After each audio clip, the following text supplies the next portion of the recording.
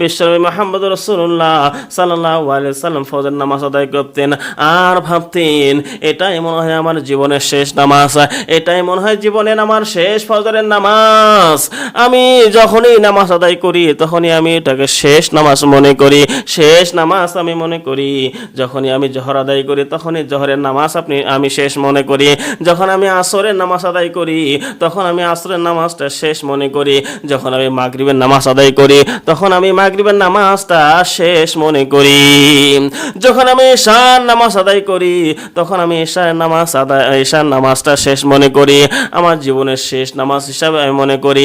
সম্মানিত ভাইরা আমার, আপনি যখন নামাজ আদায় করবেন দেখবেন আপনার মনটা আনন্দে ভরে যায়। আপনি যখন নামাজ আদায় করবেন দেখবেন আপনার মনটা সুন্দর হয়ে যায়, আপনার চেহারার মধ্যে নূর এসে যায়।